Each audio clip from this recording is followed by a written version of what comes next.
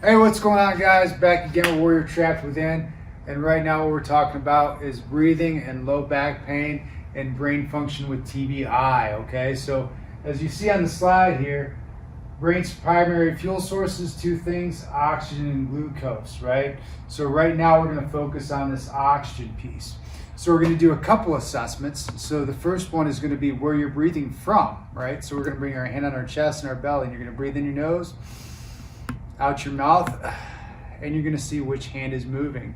If it's more of your upper hand like this, we gotta get it to where it's more down using that diaphragm, right?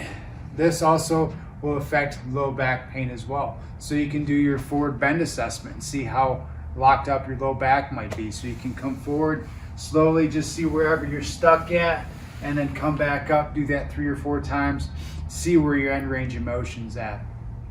So we're gonna do some breathing for about 2 to 3 minutes. Say you just got done brushing your teeth. Make that a daily habit. Be like, okay, after I brush my teeth, I'm gonna work on this drill for 3 minutes, right? So what you're gonna do is you're going to bring your hands between your ribs and your pelvis.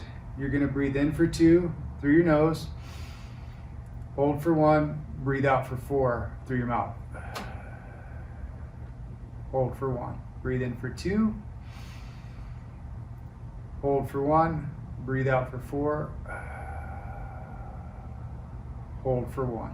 And you do that for about 3 minutes, and then you're going to go ahead and reassess your forward bend, and then also reassess where you're breathing from and see if that lower hand moves a little bit more. If you found this video valuable, make sure your friends see it and so they can help move, feel, and perform better.